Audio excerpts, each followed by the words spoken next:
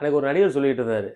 அரசியல் மயமாக்கப்பட வேண்டிய பிள்ளைகள்லாம் இப்போ ரசிகர்கள் மயமாக்கியிருக்காங்க. அதனால ஹீரோக்கள தேர்ந்தெடுக்கிறாங்க அப்படின்னு சொல்லியிருந்தாரு.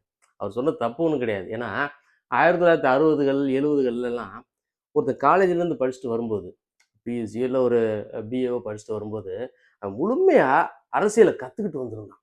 ஒரு மொழிப்புவோர் தியாகியா இருந்தான். ஒரு திராவிட அரசியல் இந்த மாரி கொண்டு வந்துகிட்டு இருந்தான். அந்த மாரி ஒரு போராளியா தான் அன்னைக்கு வந்தான். இன்னைக்கு அப்படி யாருமே கிடையாது.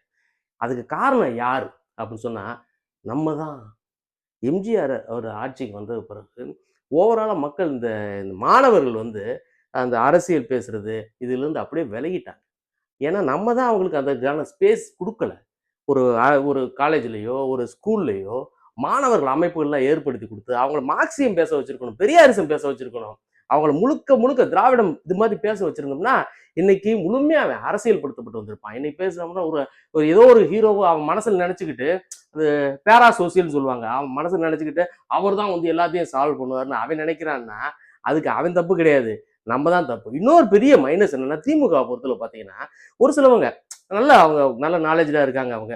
அவங்க மக்கள்ட்ட இருந்து அப்படியே விளையிறாங்க. நீ ஒரு முட்டாள் உனக்கு ஒண்ணும் தெரியாது அப்படின்ற மாரி அவன்கிட்ட பேசும்போது அப்படிதான் பெரியார் தெரியுமா? 1952 சேலம் மாநாட்டுல பெரியார் பெண்கள பத்தி என்ன பேசியிருக்காரு தெரியுமா? அப்படின்னு சொல்லி ஓவரா பேசுறது.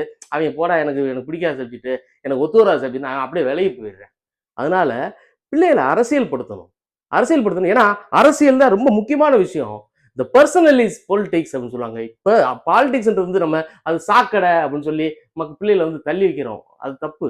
ஏன்னா பாலிடிக்ஸ் இல்லாம ஒரு வாழ்க்கையே கிடையாது. வேற்றுமையில் ஒற்றுமை நம்ம நாட்டுல ஒரு லாங்குவேஜ் அப்படின்னா பாலிடிக்ஸ் அதோட பல்கிரம் அதான் அச்சாணி. வீட்லயே பாலிடிக்ஸ் இல்லாம வாழ முடியாது.